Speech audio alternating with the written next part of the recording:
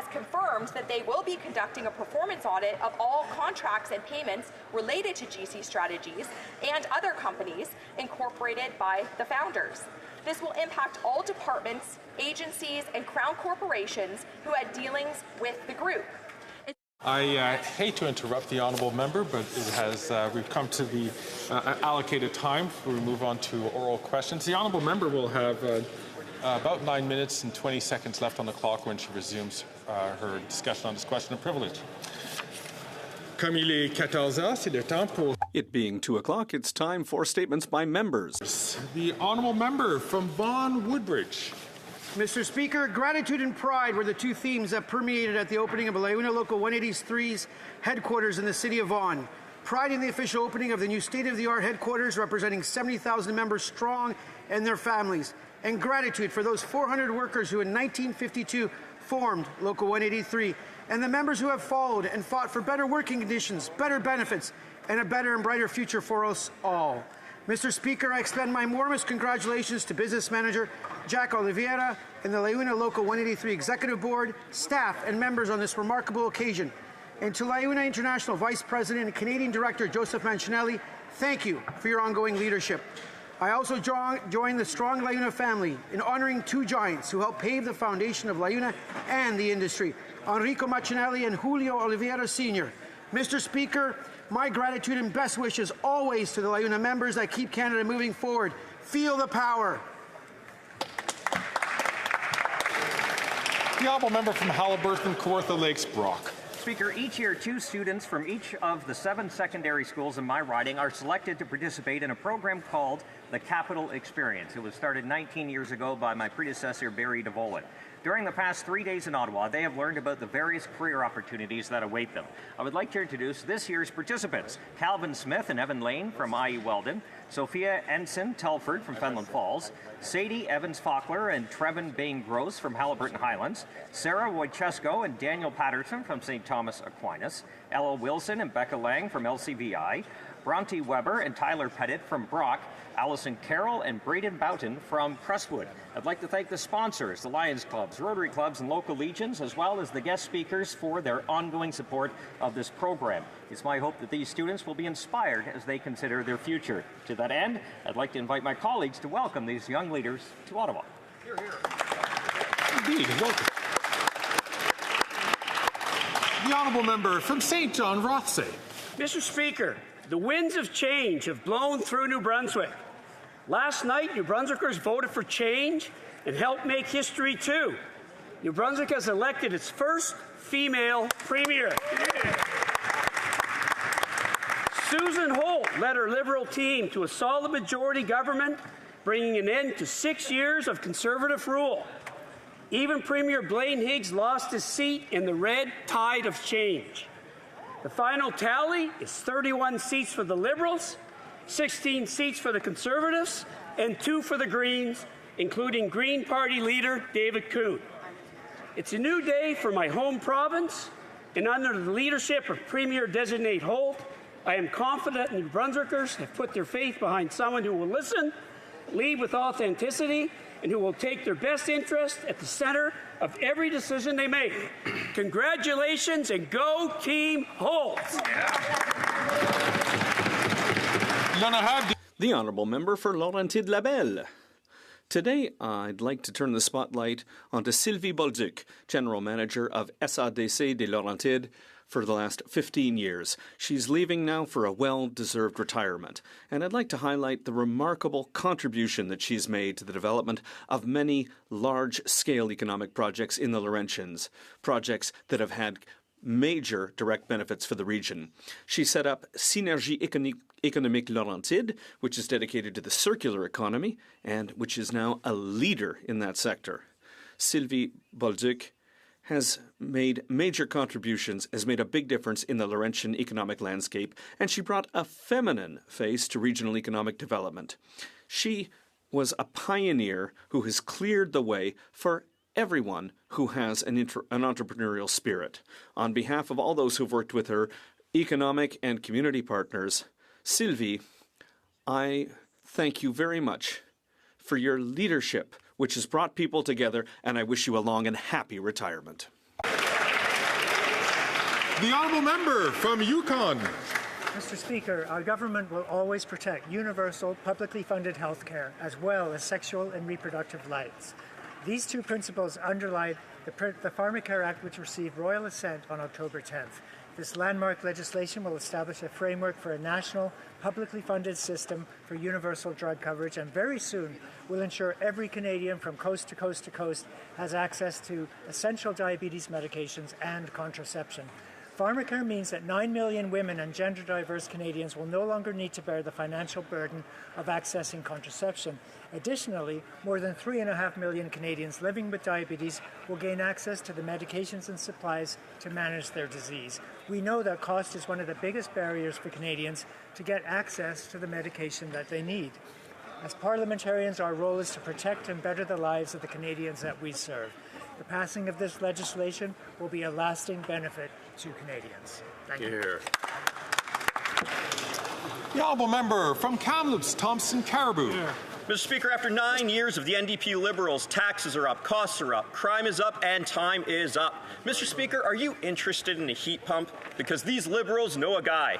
He goes by the name of Carbon Tax Carney, Conflict of Interest Carney, Heat Pump Hustle Carney, and future leader of the Liberal Party Carney. He has as many nicknames as he does conflicts of interest. For instance, he's been caught lobbying the governments to scale back rules on heat pump qualifications, helping his firm earn a few quick bucks. With sleight of hand, he not only pitches the idea, but he installs the product too. He's been caught trying to enrich himself with Canadian tax dollars. Brookfield is the name, $10 billion is the gain. It's clear that Carbon Tax Carney has too many conflicts of interest to be advising the Prime Minister. The Prime Minister needs to fire him now or bring him under the umbrella of ethics rules. That's right. Hey.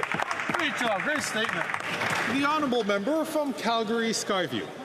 Mr. Speaker, the passage of our Pharmacare legislation is a huge step forward for universal health care in Canada. Millions of Canadians and Albertans living with diabetes will be able to follow their treatment plans without having to make tough financial decisions. I am so proud that we will be able to help over 3.5 million Canadians living with diabetes so that they can focus on their health and wellness instead of the amount of money it will cost to maintain their treatment plan. Caring for our neighbours is what Canadians do. Every Conservative member in this House voted against Pharmacare because they don't want to work on solutions that will put the health of Canadians first. On this side of the House, we will always stand up for Canadians and their right to universal health care. Thank you, Mr. Speaker. The honourable member from Aurora Oak Ridges, Richmond Hill. Mr. Speaker, women and gender-diverse Canadians deserve to know their government has their back. With the recent passage of the Pharmacare Act on October 10th, we will soon see 9 million women and gender-diverse Canadians have access to free contraceptives if they need it. This will change millions of lives for generations to come, and we will look back at this critical moment for women and gender-diverse people across Canada and be proud that our government stepped up to make the Pharmacare Act a reality. Family values means valuing and supporting families. Free contraceptives through the Pharmacare Act is the latest policy joining universal childcare, the Canada Child Benefit, and many others in supporting families. Our Liberal government doesn't just talk about family values, we invest in them through progressive policies such as free contraceptives. Thank you, Mr. Speaker. The honourable member from Battle River, Crowfoot. Here. After 9 years of the NDP Liberals, taxes are up, costs are up, crime is up, and it turns out CBC bonuses are also up. Yesterday in Heritage Committee, Catherine Tate, the Liberals' handpicked CEO of CBC, refused to rule out accepting a fat taxpayer-funded bonus and severance as her term comes to an end. With its viewership down, ad revenue falling, and less trust all the time, CBC responds by giving $18 million in bonuses, including an average of $73,000 for each of the broadcaster's 43 executives, and millions more for its hundreds of managers. Then they pay for a $1,000 a night hotel room in Paris so that Ms. Tate can attend luxury balls at the Louvre. All while they ask for more money, fire hundreds of employees, cut services, and get woke. Even the Liberals admit CBC is making its own case for it to be defunded, something that Ms. Tate says is gaining momentum. Mr. Speaker, the solution is simple. Reject the bonuses, fire the Prime Minister, and defund the CBC. That's common sense.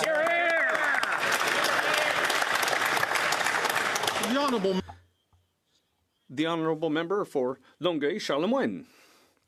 Mr. Speaker, on October 10th, the Pharmacare Act received royal assent. Among other things, this act will give Canadians universal single-payer coverage for a range of contraceptives. 9 million women and gender-diverse persons will be able to benefit from this measure. In recent months, many constituents in my riding of Longueuil-Charlemagne had told me the extent to which this bill was important for them.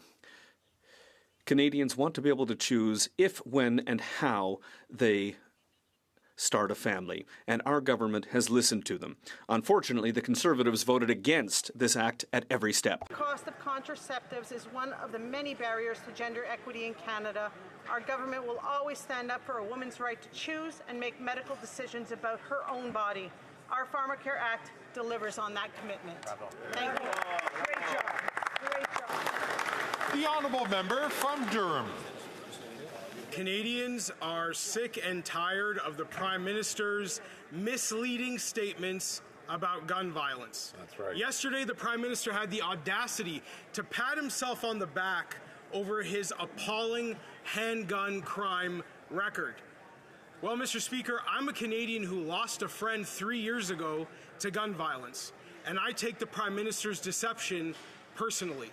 Handgun crime is up 116% since the Liberals came into power. Families are grieving, and the Toronto Police Association is calling out the Prime Minister for being out of touch and offensive to victims. Canadians simply deserve better. Canadians deserve a Prime Minister and a government that will stop the crime. Not this Prime Minister who is focused on celebrating his own failures.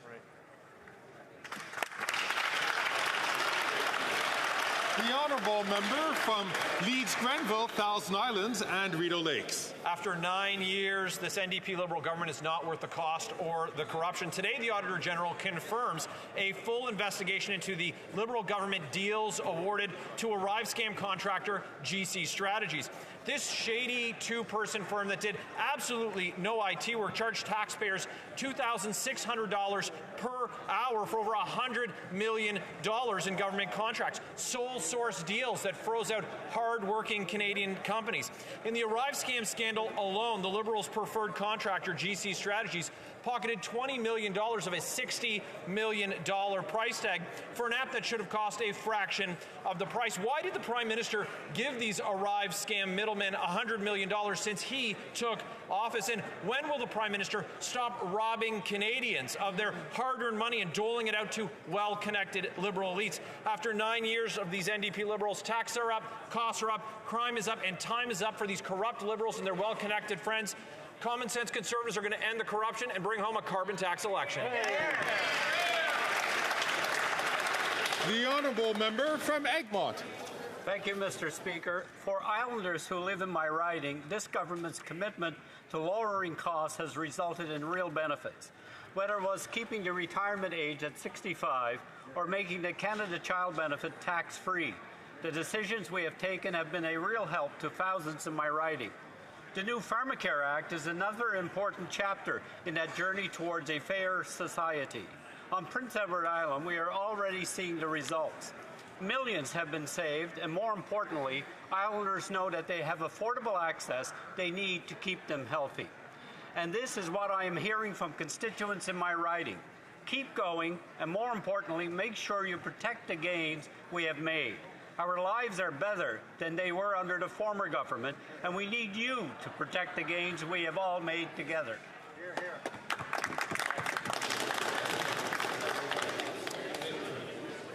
Order. The Honourable Member from Hamilton Centre. Mr. Speaker, I rise today to recognize October as Dyslexia Awareness Month in line with Dyslexia Canada's campaign, Mark It Red for Dyslexia. This year's theme is Breaking the Silence, shedding light on the 10 to 20% of Canadians living with this often overlooked learning disability. Dyslexia affects reading, writing, and spelling, but with early identification and the right support, its impact can be reduced and individuals can thrive. As a nation, we must commit to raising awareness and supporting those with dyslexia by lighting up our buildings and monuments in red this October. Together, let's break the silence and advocate for the needs of children and adults with dyslexia across Canada.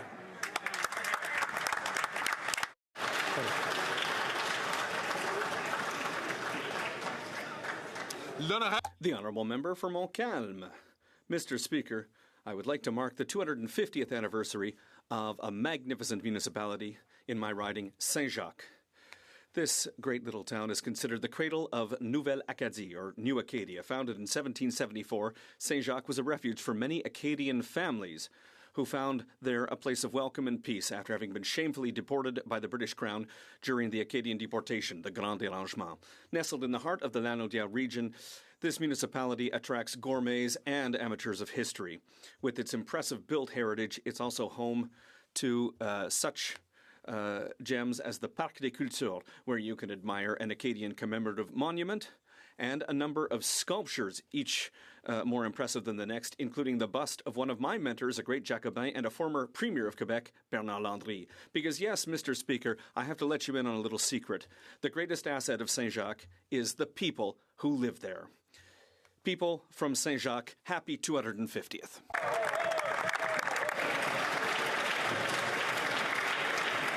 The Honourable Member from Regina Capel. 10 years ago, our country witnessed a horrific attack on the heart of our democracy. Corporal Nathan Cirillo, standing guard at the tomb of the unknown soldier, was senselessly murdered. And this was just 2 days after the murder of Warrant Officer Patrice Vincent at the Saint-Jean military base. Both were targeted for wearing the uniform of our country, defending our freedom. But in the midst of this darkness, we also saw examples of extraordinary courage. Civilians rushed to aid Corporal Cirillo, showing the compassion and resilience that define our nation. And inside Parliament, heroes emerged as well. Parliamentary Security Constable Samron Son saw the attacker armed with a rifle and acted without hesitation. In a struggle that cost him a bullet to the leg, Constable Son showed unparalleled courage when he attempted to disarm the terrorist. His brave actions bought crucial moments for the rest of the security personnel to react and ultimately stop the terrorist before he could take any more innocent lives. Today, we honor the memory of those who were taken from us, and we stand in awe of the courage of those who acted with such selflessness. This alone is not enough. Unfortunately, there are people today in Canada glorifying terrorist attacks and celebrating those who commit these evil acts. That is why on days like today, we should not only honor the lives lost and celebrate the heroes of the day, but clearly and unequivocally condemn those who advocate violence to achieve political goals. Let us honor the memory of Corporal Cirillo and Patrice Vincent and grieve with their families. May perpetual light shine upon them.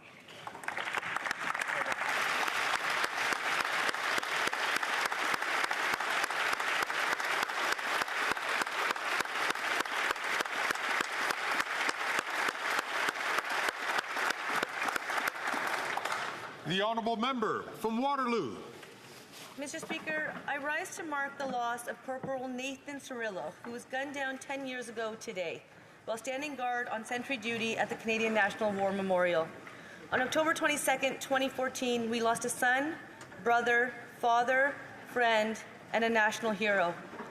When we lost Nathan, a 24-year-old reservist from Hamilton, we all mourned as one Canadian family. My prayers continue to include his family and his loved ones, as well as the wonderful people who came to Nathan's aid. To all men and women in uniform, please know that you are valued and we appreciate your work. To our Parliamentary Protective Service members who continue to serve and those who have since left, please know that your efforts will forever be remembered. Today is a devastating memory in our history, and I hope all members in this place will continue to work together to ensure that the PPS is given the resources and the regard they deserve. As we honor the courageous Canadians in uniform who defend our values and freedom at home and around the world, we are reminded of the responsibility we all share to denounce hatred and to promote inclusion in our communities and in Canada. Thank you, Mr. Speaker.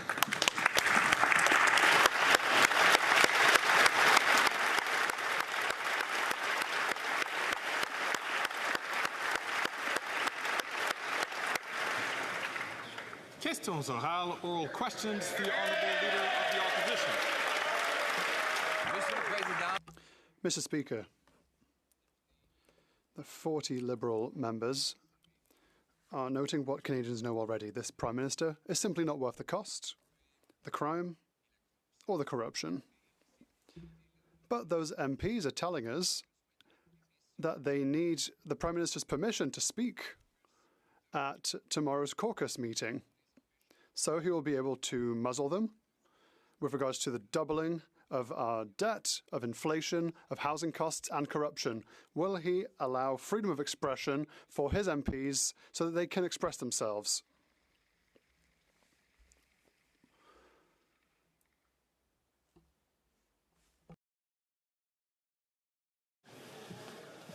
So, the Chair could not detect that this question has to do with the administration of government.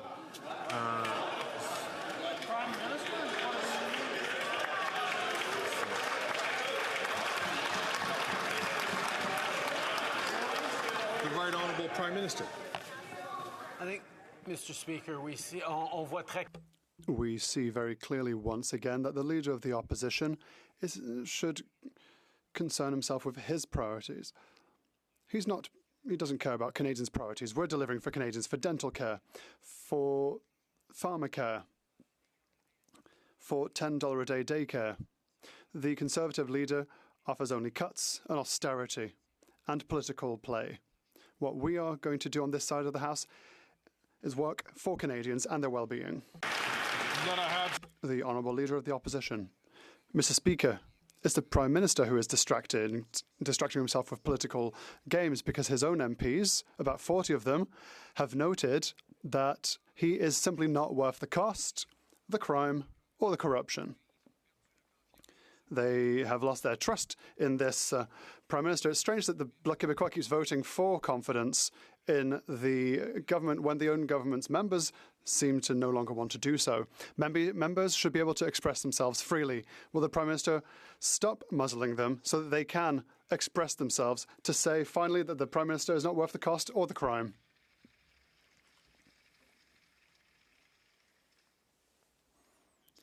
The Right Honourable Prime Minister. Once again, Mr. Speaker, we see the point up to which the Leader of the Opposition is only working for his own partisan politics. He's not working for the well-being of Canadians. We are here to invest in pharmacare, for example, that will deliver insulin for free to those who need it, that will deliver contraception for women from coast to coast to coast. And the Conservative leader just wants to talk about politics. He wants to talk about the cuts that he will make in programs that Canadians need. We will be here for Canadians. The Honourable Leader of the Opposition. Mr. Speaker, we now learn there are about 40 Liberal MPs that believe that this NDP Liberal Prime Minister is not worth the cost, crime, and corruption. But there's this strange rule in the Liberal caucus that you need to have permission from the Prime Minister to speak at the microphone. So a Liberal MP wanted to get up and say quadrupling the carbon tax is a bad idea or doubling housing costs is making people homeless. They can't do it. Will the Prime Minister lift the gag so his Liberal MPs can say to his face that he's not worth the crime, the cost, and the corruption?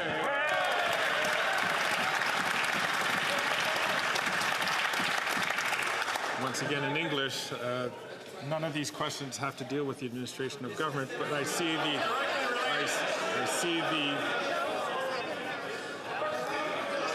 order.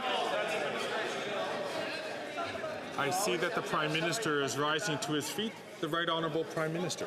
Mr. Speaker, it seems that the Conservative leader is confusing rules that apply within his Conservative caucus to rules that we have in the Liberal Party. But the reality is, Mr. Speaker, we see at at which point the Conservative leader is simply focused on playing politics and gaining power. That's why he wants to talk about things that are not having to do with delivering for Canadians. He doesn't want to talk about the fact that close to 1 million Canadians will be receiving dental care because of our Canadian dental program that he says doesn't even exist and that he's voted against every step of the way.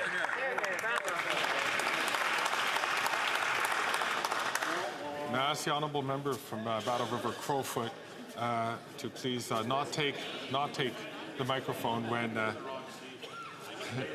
the speaker is up on his feet or when other speakers who have been recognized by the speaker is taking the floor. The honourable leader of the opposition. Mr. Speaker, I'm sorry to have to bring up this terrible rule. It's just that Liberal backbench MPs are coming and talking to all of us to say that they're not allowed to speak to him. And they're wondering if I could perhaps pose some questions on their behalf. Mr. Speaker, I guess they can't get anywhere with the current Prime Minister, so they'd rather talk to the future common sense Conservative. Instead of silencing his own MPs, will he let them get up to the mic tomorrow to tell him that he's not worth the cost, crime, and corruption?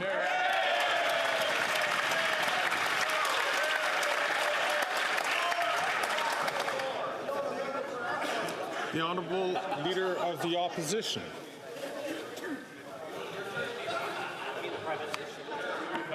Mr. Speaker, the reality is he can't administer the government because he's too busy fighting for his job after 9 years. Even if his MPs know it. He broke immigration, he doubled the debt, doubled housing costs, doubled crime, doubled the cost of living in a home. He wants to quadruple the carbon tax that's already forced 2 million people to a food bank, 1 in 4 kids to hunger, 25% of Canadians to poverty. Canadian food prices up 36% faster than in the States. StatsCan says we have the biggest gap between rich and poor in our recorded history. His MPs know that he's broke the country. Will they call a carbon tax election so we can fix it?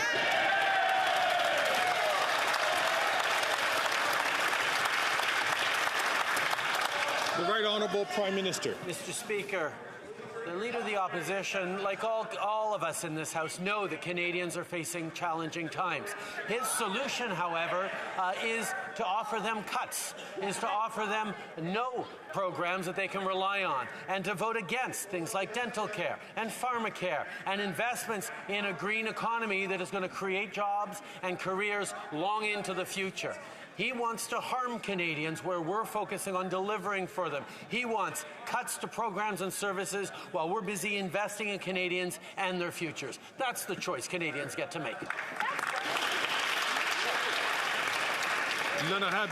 The Honourable Member for Belleuil-Chambly. Mr. Speaker, time is moving on. 4 million retirees in Canada, 1 million retirees in Quebec are waiting for an improvement of their purchasing power in a real way and not through slogans. Thousands of supply-managed farmers and producers are waiting for their system to be protected. Will the Prime Minister seize the opportunity to do something useful and improve the lives of 4 million retirees, 1 million retirees in Quebec, and tens of thousands of farmers and producers? The Right Honourable Prime Minister. Like my honourable colleague knows full well, we will always defend supply management. We will always protect our farmers and producers from coast to coast to coast. With regards to seniors, he says that he wants to act. Well, we've acted.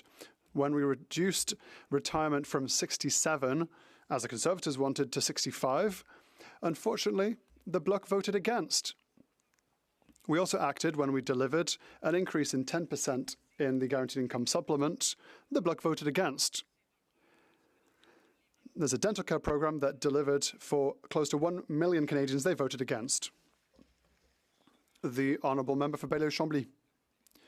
The Prime Minister is manipulating the facts, but acting is something he'll have to do in a few days. In a paralysed parliament like this one, with a paralysed government like this one, we have made a proposal that will help people.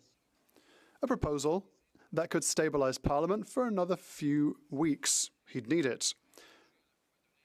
Will he allow his party to be eaten from within and without, or will he change things for the better for millions of people? The Right Honourable Prime Minister.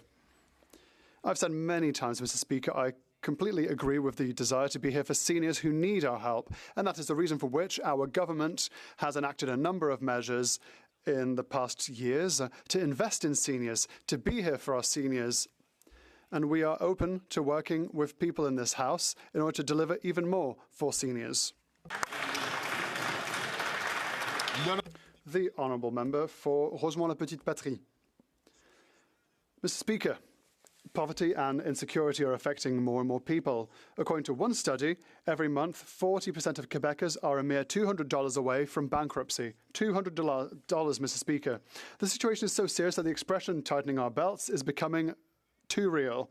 20% of people are eating less just to save a bit of money. It makes no sense. It's a result of the Liberals' weakness in forcing CEOs of big grocery stores to do the right thing. When will the Liberals stand up, grow a spine, and force these companies to control the prices of essential foods? The Right Honourable Prime Minister.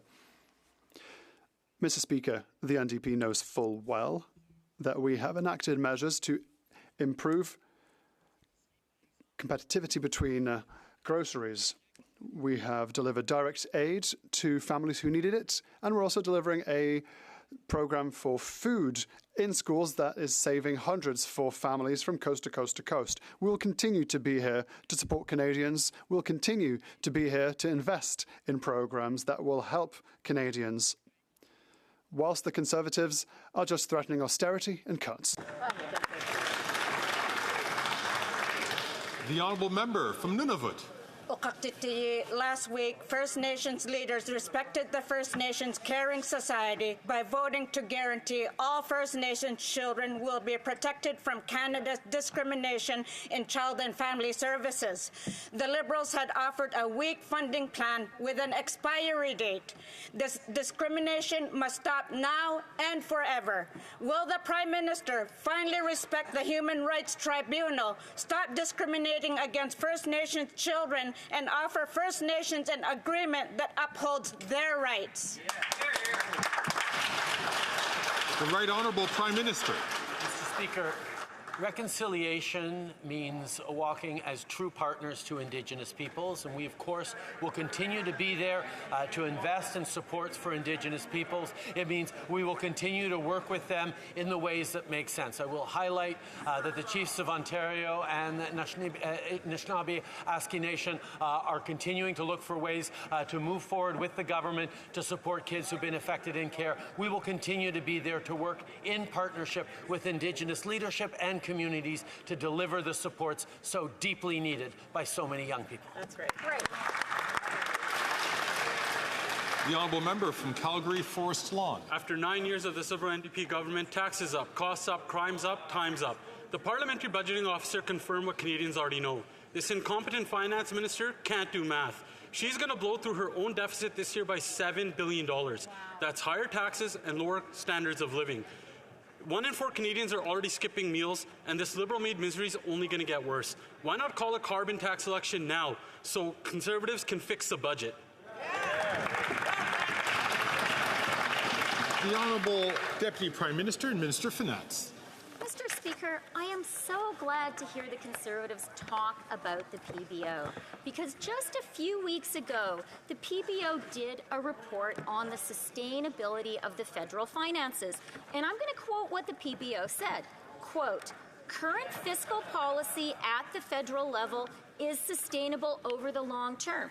In fact, according to the PBO, the federal government could even, quote, permanently increase spending by 1.5% of GDP. The only fiscal threat to Canada is Conservatives, who would cut health care, child care, national school fees."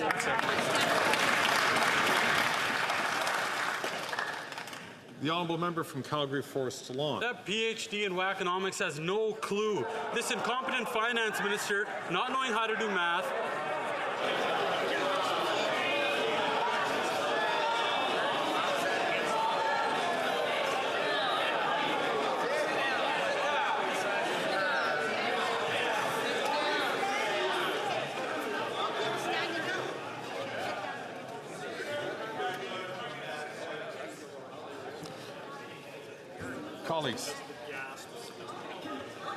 Colleagues, try to encourage as much freedom as possible in terms of the way people express themselves here.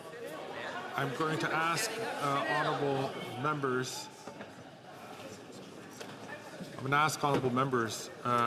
To, as much as possible, refrain from using language which is directed at a particular member and is considered insulting to those members. So I'm going to encourage all members, and I've spoken about this in a previous ruling. I'm going to ask the honourable member from Calgary Forest Lawn to start his question again, but to rephrase his question so that he doesn't use that kind of language. That sounds like liberal wackonomics, and this incompetent finance minister not knowing how to do math ensured 50% of Canadians can't afford basic necessities like food. She'll give cushy contracts to rich liberal insiders while telling the 2 million Canadians she sent into a food bank they can solve their liberal-made misery by cancelling their Disney+. She knows higher deficits lead to higher taxes and lower standards of living. She just doesn't care. Why not call a carbon tax election now so Canadians can fire these economic arsonists?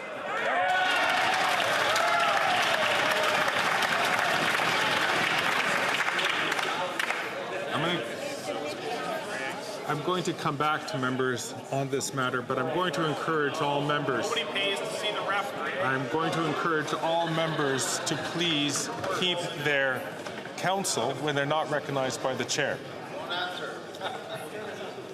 The Honourable Deputy Prime Minister and Minister of Finance. Mr. Speaker, thank you for your remonstrations, but I have to tell you, speaking for myself, puerile playground insults from the maple syrup mega don't bother me one bit. Yes!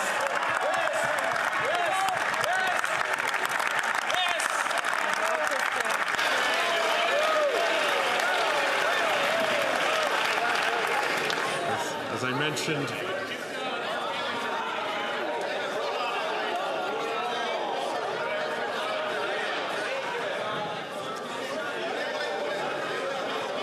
order.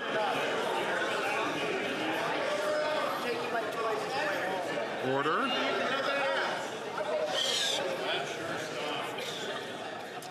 This is precisely the reason why we should be very mindful of our language, because things will be said on all sides which is going to be disturbing to the order of the House.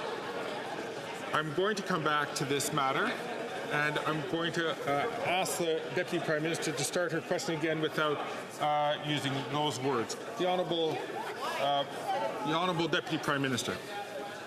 As I said, Mr. Speaker, I can handle it. But what makes me really mad, what I can't handle, is seeing crocodile tears from these Conservatives. The only time they care, notice vulnerable Canadians, is for a partisan photo op.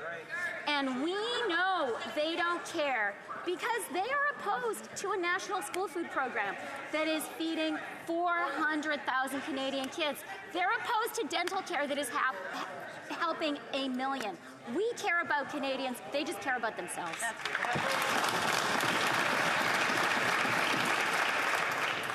The Honourable Member from Battleford's Lloydminster. Mr. Speaker, after 9 years of this NDP Liberal government, taxes are up, costs up, crime's up, and you know what? Time is up. This costly NDP Liberal coalition has doubled the cost of housing, and the majority of Canadians are unable to keep up with their grocery needs. Canadians have had enough. But the NDP Liberal coalition only wants to drive up costs by quadrupling their carbon tax. Will the Prime Minister finally call a carbon tax election so Conservatives can offer Canadians some relief?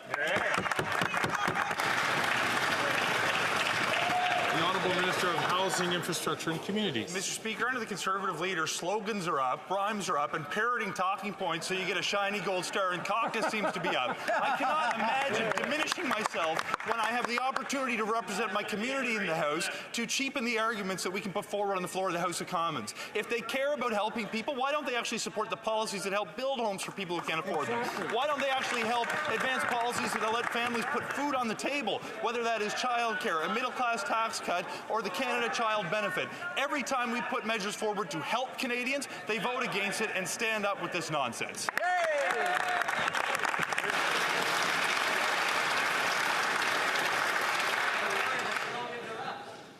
The Honourable Member from Battleford's Lloydminster. Well, Mr. Speaker, I can tell you the Canadians that are lined up at food banks aren't buying their pathetic rhetoric. The Parliamentary Budget Officer has already confirmed once again that the carbon tax is costing Canadians more than they receive in rebates. And for families in Saskatchewan, the quadrupled carbon tax is $2,000. Will the Prime Minister finally give Canadians the carbon tax election that they so desperately need?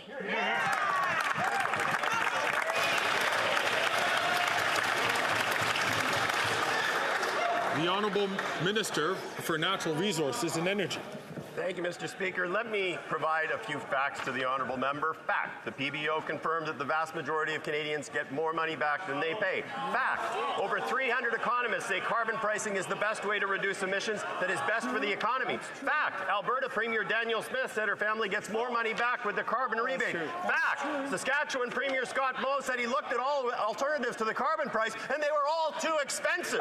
We are reducing emissions while we are addressing affordability. On that side of the House, they have no plan to address climate change. They are actively denying the reality of climate change. They have no plan for the economy. Shame on you.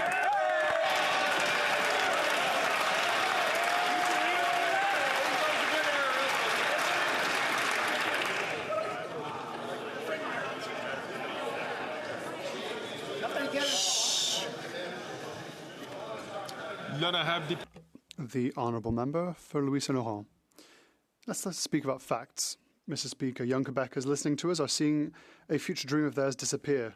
That dream is of becoming a homeowner. In just 5 years, house prices in Quebec have increased by 74%. That's more than $1,000 more a month for a mortgage. The crisis was fueled, Mr. Speaker, by the Liberal government's compulsive deficits, with the enthusiastic support of the Bloc Québécois. Can the Prime Minister stand, look Canadians in the eye and say why he's made their life worse?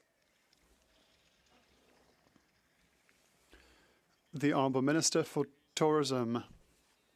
Thank you, Mr. Speaker.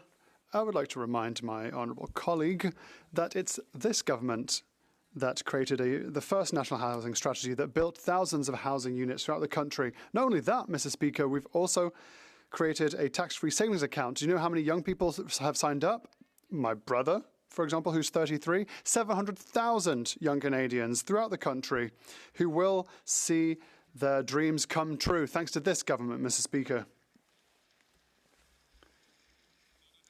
The Honourable Member for Louis Saint Laurent. Mr. Speaker, it's not the Conservatives that are saying this. The Real Estate Brokers Association have noted this. $400,000 average price in Quebec City, $460,000 in Gatineau on average, $590,000 on average in Montreal.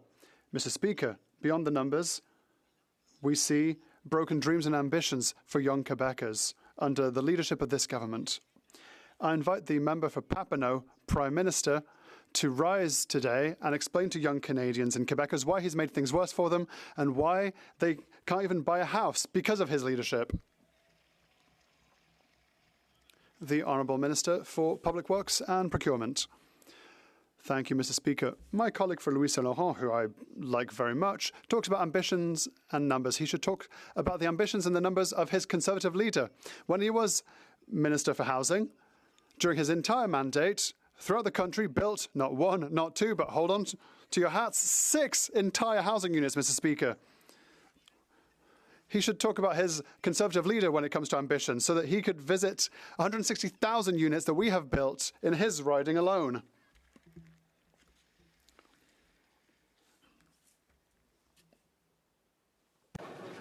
The Honourable Member for Drummond.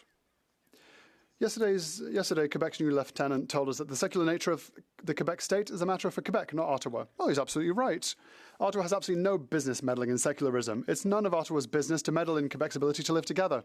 Thank you to the Minister for this reminder. So we understand that Ottawa has absolutely no intention of going to court to challenge a Quebec law that does not fall under the jurisdiction of the federal government, right? That's what we should understand. Isn't that what the Minister said yesterday? The Honourable Minister for Public Works and Procurement. Thank you, Mr. Speaker. And my colleague is right. It's provincial. It's education. If my colleague wants to inform and consult with the Quebec government, he shouldn't do so here. He should do that at the National Assembly of Quebec. That's the recommendation that I made to him yesterday. The Honourable Member for Drummond. The Prime Minister took advantage of his appearance on the Stephen Colbert show to declare, and I quote, "We are trying to ensure that people keep their culture, keep their language." Mr. Speaker, come on, that's not how integration works in Quebec. In Quebec, we agree on a common core: equality, religious neutrality, and French as the common language. Learning French and adhering to common values are part of integrating into Quebec.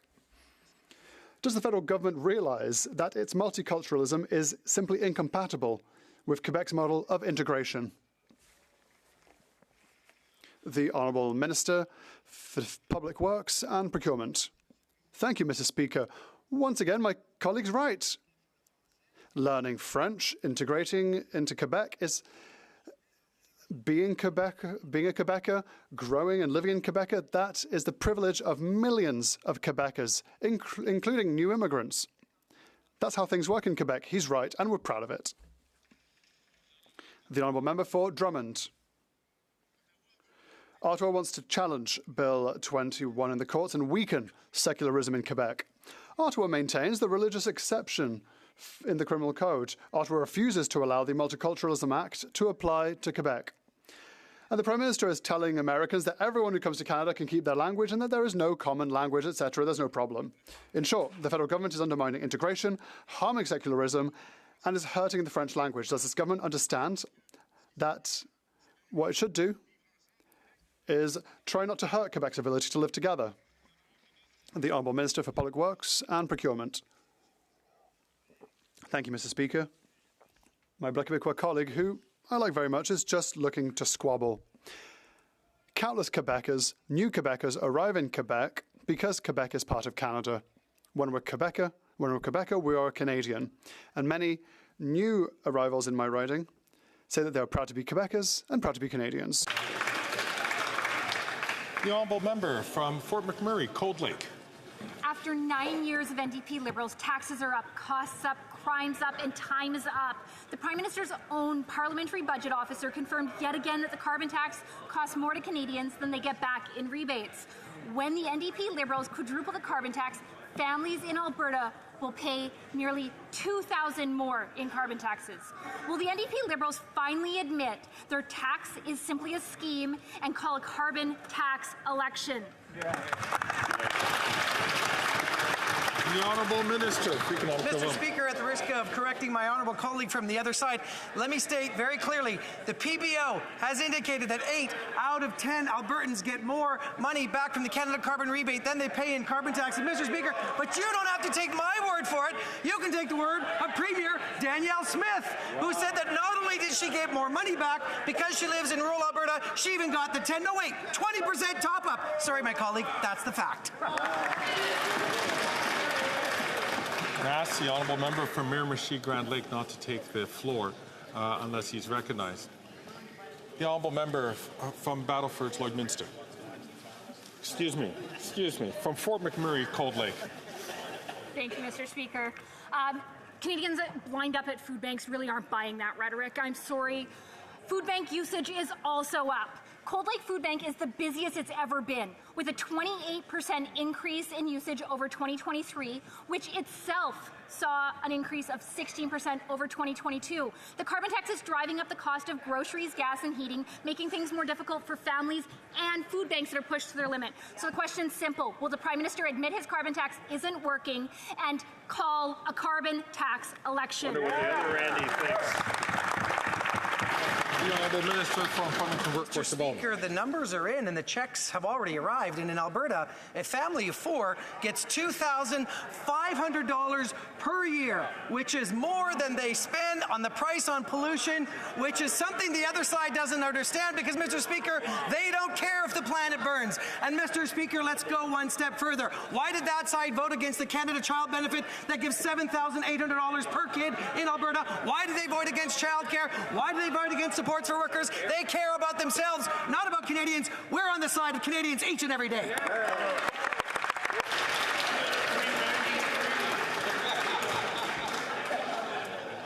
The Honourable Member from Regina Leuven. That much hot air could run a couple windmills, Mr. Speaker. Mr. Speaker, after 9 years of these NDP Liberals, taxes are up, costs up, crime is up, and time is up. The Parliamentary Budget Officer once again confirmed that Canadians pay much more and cost more than they get back in rebates. In Saskatchewan, after these guys quadruple the carbon tax, it's going to cost a family $2,000. That's $2,000 a year, Mr. Speaker. My question is, when will these Liberals call carbon tax elections so Canadians can have their say at the ballot box? The Honourable Minister of Justice and Attorney General. Mr. Speaker, it's really difficult to take any of this rhetoric seriously. When I was first elected 9 years ago, that party used to send checks to millionaires to help them with the cost of raising their families. That presented 2 questions. Millionaires would ask me in my riding, why am I getting this money? And people of lower income would ask me in my riding, why is it getting taxed back? What we did is we created a Canada Child Benefit that is tax-free and means tested. What we've also done is establish a national school food program. If you're really serious about addressing child poverty and family poverty, why don't you get on board?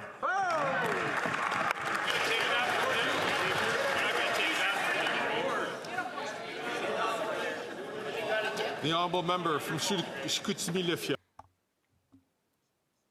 Mr. Speaker, the demand at our local food bank is skyrocketing, but the Bloc Québécois keeps supporting this incompetent government. It's ignoring Quebecers' real problems. The Bloc Québécois is not helping the regions. Saguenay families are desperate with rising grocery and housing prices. When will this Prime Minister trigger an election so that the Saguenay-Lac-Saint-Jean can be represented by the only party that cares about regions, the Conservative Party, the Honourable Minister of Labour and Seniors?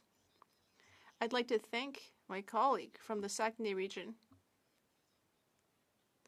But after voting against lowering the retirement age, after voting against dental care, after voting against increasing the guaranteed income supplement for vulnerable seniors, now our colleague is getting up and asking why the cost of living is going up. Well, that's because your party will bring in cuts, and it's going to affect your constituents.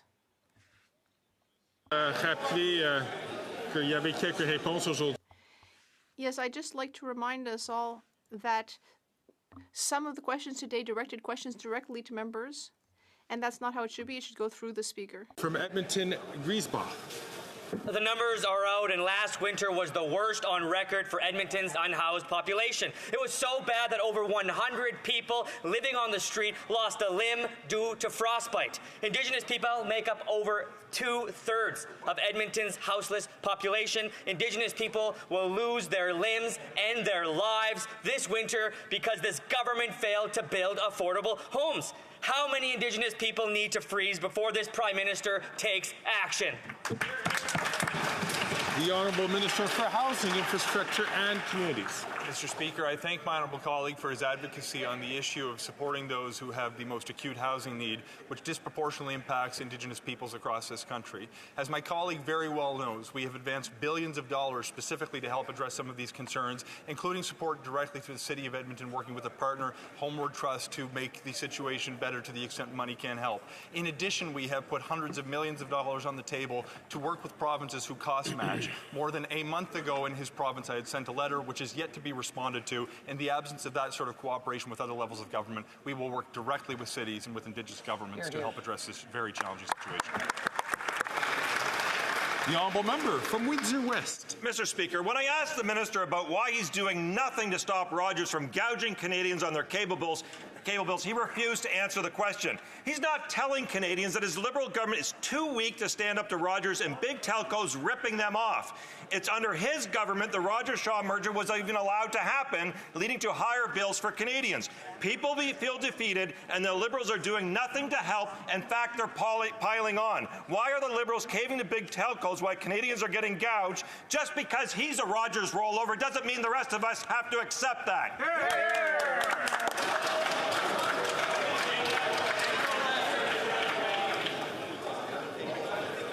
Again, I'm going to encourage members to be very judicious in their words when speaking to other honourable members.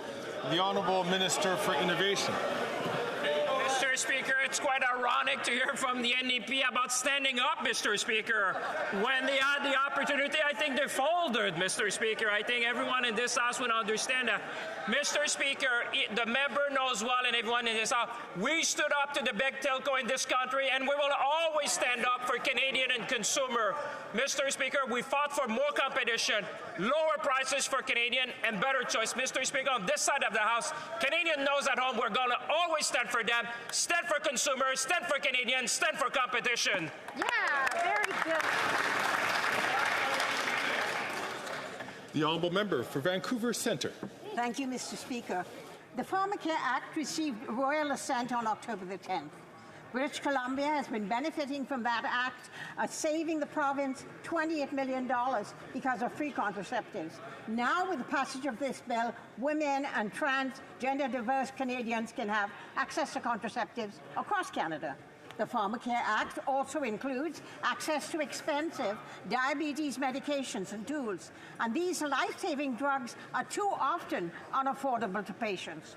Can the Minister of Health tell this House how the Pharmacare Act will positively impact the health outcomes of Canadians and savings? The Honourable Minister of Health.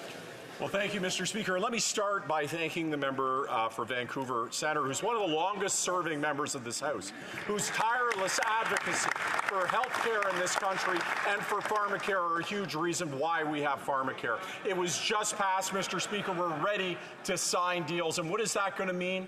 It's going to mean for people who can't afford medication, they're going to get it. That's not just an issue of fundamental justice. It's going to be about cost avoidance, about creating a system that avoids bad outcomes. Not only are the Conservatives against it, most disappointingly, they have no plan for people who don't have access to the medication they need. They want to cut dental care and other essential services. We're not going to allow it. The Honourable Member from South Shore, St. Margaret's. After 9 years, NDP Liberals, taxes are up, costs are up, crime is up, and time is up. And you know what else is up? Liberal cover-ups. The Speaker ruled the NDP Liberals violated the order to turn Green Slush Fund $400 million scandal documents over for criminal investigation. The Liberal obstruction of justice continues, with 19 government departments censoring departments and 2 agencies refusing to turn the documents over.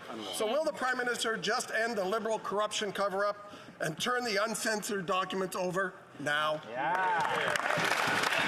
The Honourable Leader of the Government in the House of Commons. Speaker, that member gets up every day and says things that are simply not true. But what he won't answer, Mr. Speaker, is why his leader is refusing to get a security clearance. Mr. Speaker, that's the real question on every Canadian's mind right now. When we are facing a time when we have to put country first, stand up for Canadians, the leader of the opposition is hiding something from Canadians. The question is, what is it, and why is it stopping him from getting his security clearance? The honourable member from South Shore St. Margaret's. Well, the Prime Minister could release the 11 names, but he can also release the documents uncensored so Canadians can learn the truth about the $400 million Liberal Green slush fund cover-up.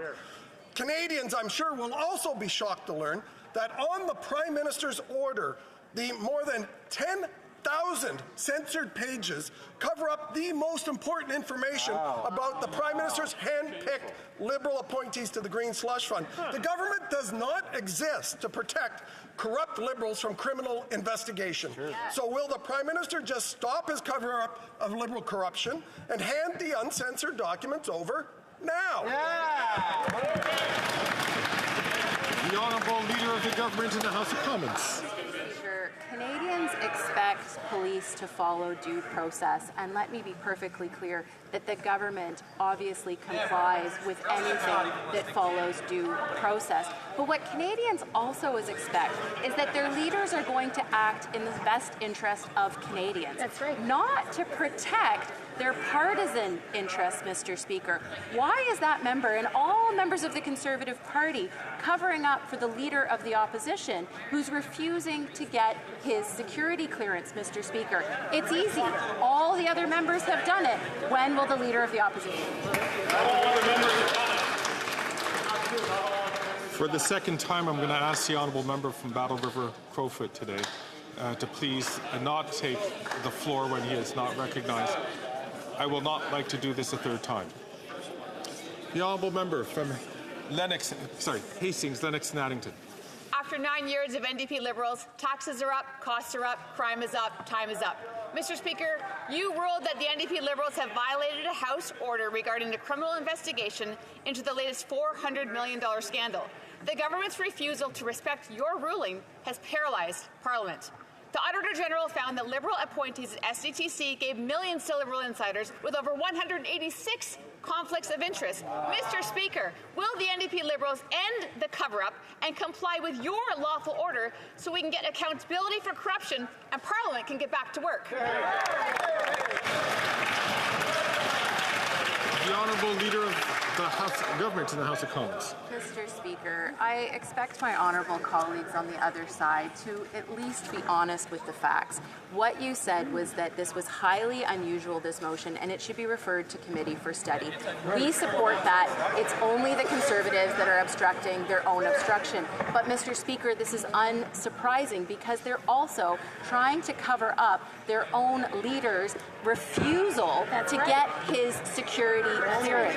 Mr. Speaker, all of the other leaders of the political parties in this House have done that. Canadians want to know why. What is he hiding and what is he trying to protect? Thank you, Mr. Speaker. Then I have Deputy de Montmagny. The Honourable Member for Montmagny, Lisle, Kamouraska, Rivière-du-Loup. Mr. Speaker, after 9 years of these Liberal scandals, once again our work has been paralyzed by Liberal corruption. Canadians need to know where their money is going and why $390 million taxpayer dollars ended up in the pockets of Liberal buddies. Meanwhile, Canadians are struggling to house and feed themselves. Are the Liberals finally going to step up and give the evidence to police so that Parliament can finally start working for Canadians? The Honourable Government House Leader. Thank you, Mr. Speaker. Once again, it's very disappointing that Conservatives will not tell the truth about this matter. And what is even more concerning, and what Canadians are wondering, is why the leader of the opposition does not get his security clearance. Is he hiding something? We are all wondering why he refuses to get his security clearance. He's clearly hiding something because it would be very simple to get his clearance. The Honourable Member for Rivière-du-Nord. Mr. Speaker, once again, Quebec is dealing with gang warfare. Warfare between organized crime, which has been a scourge for too long, and new, less organized groups that recruit teens to commit serious crimes. They are pushing children into a life of crime. They dangle a fistful of dollars in front of them, telling them that they will be able to have a better life. And then these young people can't leave the gang life behind. What will the government do to protect our kids from organized crime? The Honourable Minister of Justice and Attorney General of Canada. Mr. Speaker, the fight against organized crime and to protect our youth is extremely important. On this side of the House, we have invested $390 million to support children in this area. We are also doing more to support the CPSA, and we've also invested $3.5 million over 3 years to help Interpol. The Honourable Member for Avignon, La Métis-Matane, Matapédia. Mr. Speaker, we need to carry out prevention work to prevent kids from joining gangs, and I'd like to congratulate everyone who does that work on a daily basis. But we also need to crack down against criminals who purposefully recruit kids because they know they won't get as serious sentences as adults. We need to stop them from targeting kids. That's our role. Will the government work with us on this? The Honourable Parliamentary Secretary to the Minister of Public Safety. And I support this initiative that the member opposite has raised and thank her for her work on our Public Safety Committee where we've discussed this. We agree that it's crucially important to crack down on criminal organizations, particularly those who recruit young people to subvert the justice system. Mr. Speaker, this is precisely why we restored the cuts made by the Conservatives to invest against gun and gang violence in this country, and I hope that we can work across party lines to continue with this investment. Hear, hear. The Honourable Member from Kildonan, St. Paul. Mr. Speaker, after 9 years of NDP Liberals, taxes are up, costs are up, crime's up, and time's up. The Toronto Police are on the front lines of gun violence in Canada. One of their officers was recently shot by a repeat violent offender. And yet, shockingly, yesterday, the Liberal Prime Minister took some deranged victory lap on social media for his attack on licensed, trained, and police-vetted sports shooters. And let's remember that after 9 years of Liberals, gun violence in Canada is up 116%. Their approach has categorically failed, Mr. Speaker. When will they finally get tough on the criminals responsible for gun violence? The Honourable Parliamentary Secretary to the Minister of Public Safety. Mr. Speaker, it's a shame to see once again Conservatives using the talking points of the gun lobby instead of standing up for victims of crime and standing up to get guns off our streets. Mr. Speaker, we also know that women are disproportionately affected by gun violence, and what do Conservatives do? They want more guns on our streets. They cut funds from CBSA to stop the import of illegal guns and then stand in this place acting as if they support victims of crime. Mr. Speaker, it's a shame. We have committed to get guns off our street while Conservatives work for the gun lobby.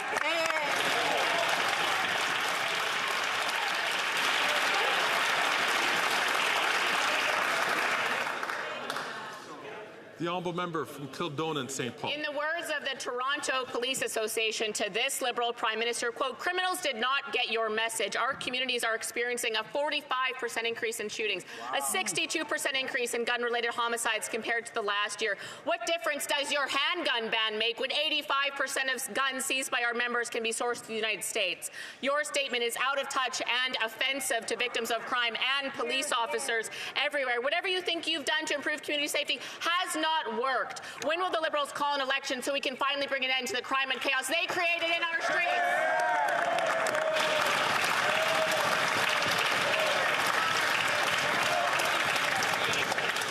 The Honourable Parliamentary Secretary to the Minister of Public Security. Mr. Speaker, once again, let's talk about Conservative logic. They think putting more guns on our street is going to somehow keep our communities safer. We know that that doesn't work. Their cuts to CBSA to allow the import of illegal guns is something that we have had to clean up. Conservatives care only about the gun lobby and not about Canadians. Mr. Speaker, we have put in place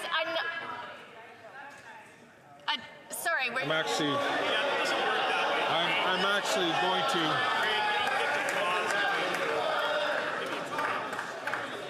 I've been having difficulty hearing the answer to this question, and I'm gonna, because So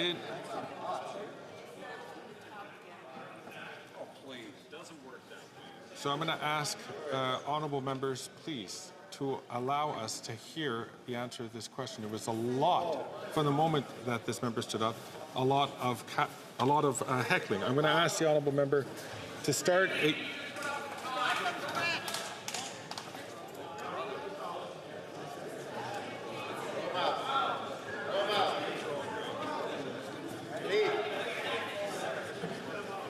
The honourable parliamentary secretary, can please start from the top. Mr. Speaker, it's interesting that every time I stand in this place and call out conservative hypocrisy around violence in our communities, they can't stand it. This is why they try to silence voices like mine who stand up for women in particular who are disproportionately affected by gun violence. Mr. Speaker, what conservatives believe is more guns on our street will somehow help keep our communities safe. But we know what keeps communities safe is getting these guns off our streets, investing in CBSA to protect our borders, while conservatives take their talking points from the gun lobby. Hear, hear.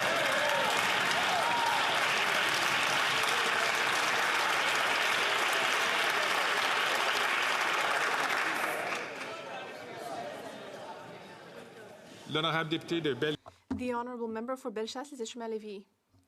Mr. Speaker, for 9 years, this Liberal government has brought in policies that have caused a dramatic increase in crime, drug trafficking, arson, street gangs recruiting kids. Canadians and Quebecers are living in fear. But instead of helping Quebecers and doing something about this incompetence, the Bloc Québécois is continuing to support this bungling government. The government's inaction will definitely cause numbers of victims to surge over the next year. We need to bring back common sense and trigger an election. Do they have the courage to do that? The Honourable Parliamentary Secretary to the Deputy Prime Minister and Minister of Finance. Mr. Speaker, I can barely believe this conservative hypocrisy. They voted against all of our measures to do something to freeze the handgun market throughout the country. They stand up in this House and they ask about gun violence. It makes no sense. We know that we need to take action, and we have taken concrete action. 1 year ago, we did something about the handgun market, and it's starting to bear fruit. We want all parties in this House to help ensure that our communities remain safe. Honorable député de Saint-Laurent. The Honourable Member for Saint-Laurent. Mr. Speaker, this month, Medicare legislation came into force in Canada. 9 million women will be able to take informed decisions about contraceptives without having to worry about paying. Can the Minister of Tourism tell the House about how the Medicare program will guarantee that women have the reproductive autonomy that they deserve? The Honourable Minister of Tourism. Thank you, Mr. Speaker. I'd like to thank my colleague for her activism in the area of women's rights. This Medicare legislation is historic. This pharmacare legislation, rather, is historic and will allow people like my own daughter to be able to access contraceptive choices without having to worry about how to pay for it. Unlike the Conservatives, who want to take that choice away from women, we will always support women's autonomy when it comes to making choices about their bodies and their future. The honourable member from Calgary-Midnapore.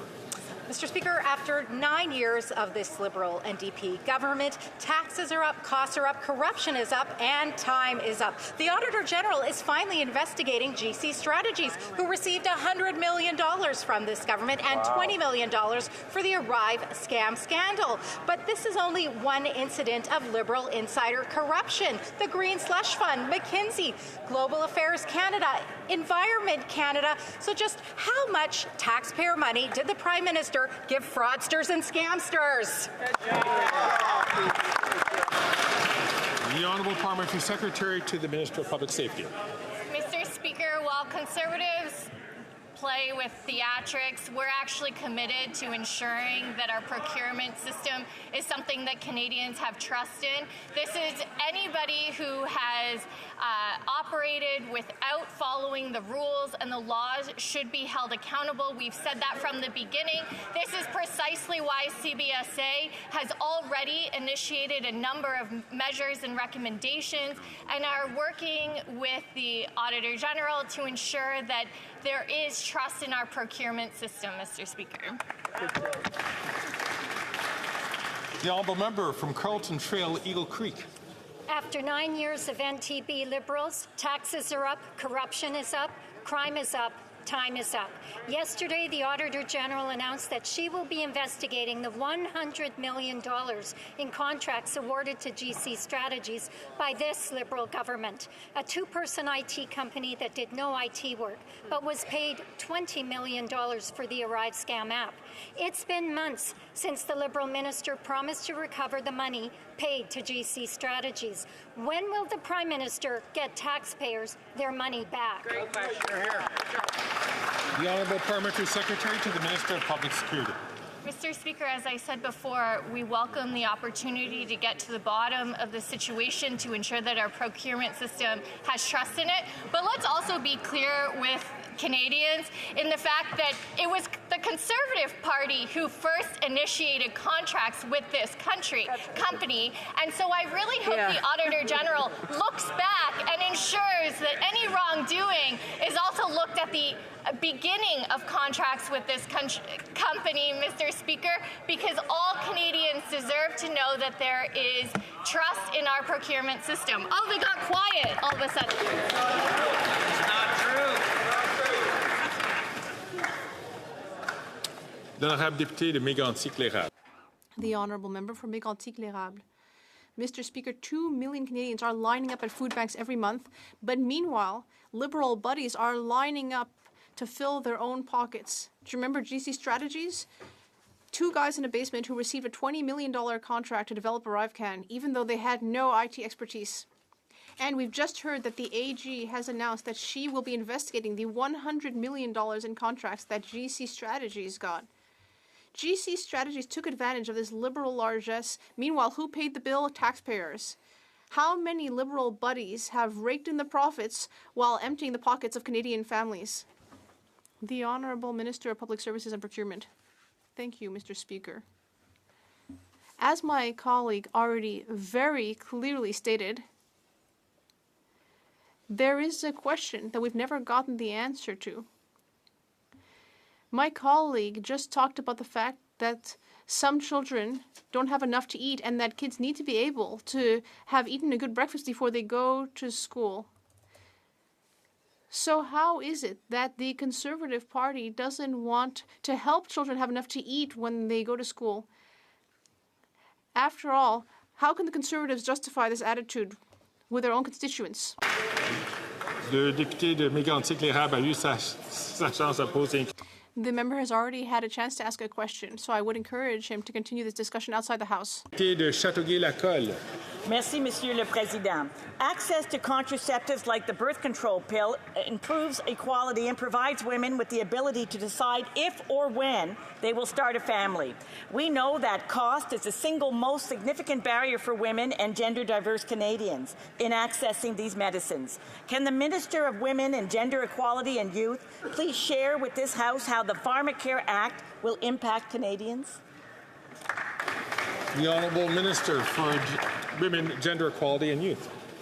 Mr. Speaker, access to contraception shouldn't be a luxury, but a fundamental right. And the Pharmacare Act provides women and gender-diverse people with the freedom to make their own choices about their bodies and not worry about the cost, Mr. Speaker. But Conservatives don't want Canadians to have free access to contraceptives or reproductive freedom. How do we know this? Because members opposite continue to introduce anti-choice petitions and bills. Make no mistake, Mr. Speaker, Conservatives will cut free contraceptives. On this side of the House, we will always stand for choice.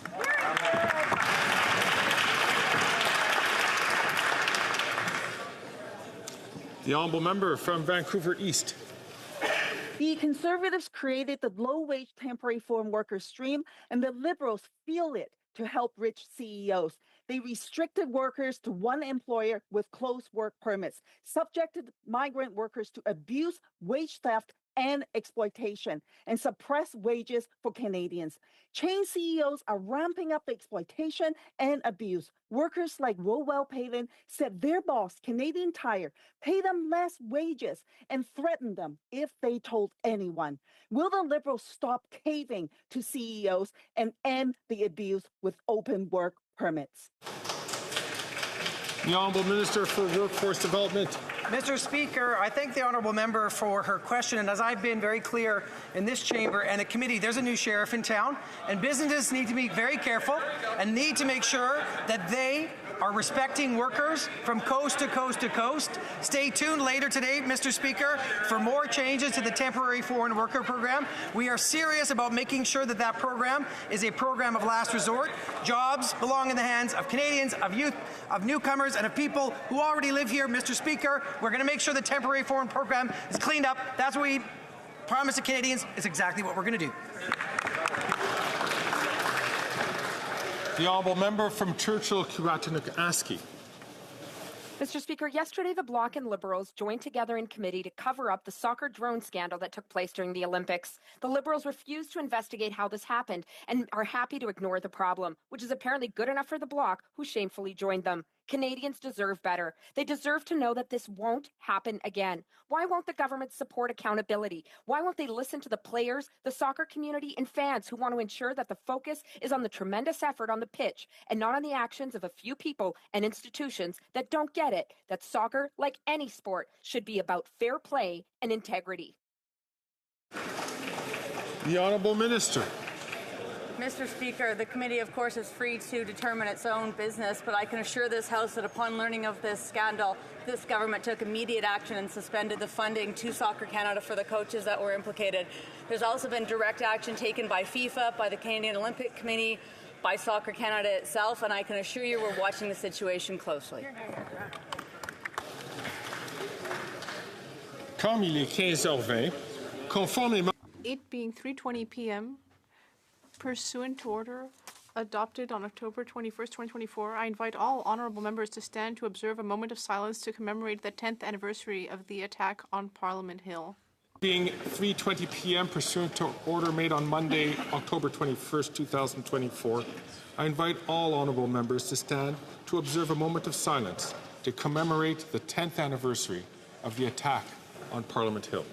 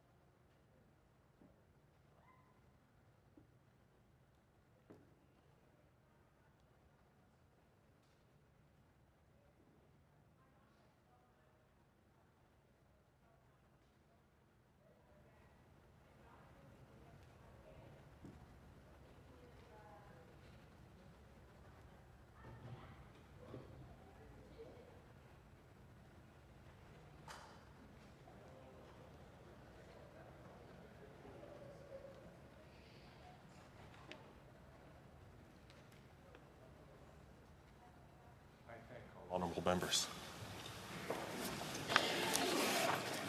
The House will now proceed to statements. La Chambre procédera maintenant. The House will now proceed to statements.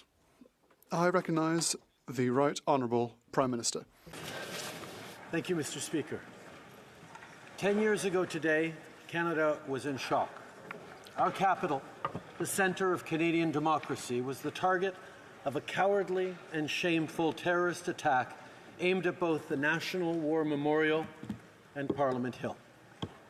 Corporal Nathan Cirillo, standing sentry at the tomb of the unknown soldier, was killed, and several others were injured. Ce n'était malheureusement. It was unfortunately not the only tragic event that struck Canada that very week. 2 days before, Warrant Officer Patrice Vincent was killed in an attack in Saint-Jean-de-Richelieu in Quebec. Today, I ask my colleagues, members of this House and Canadians to join me when we honour these two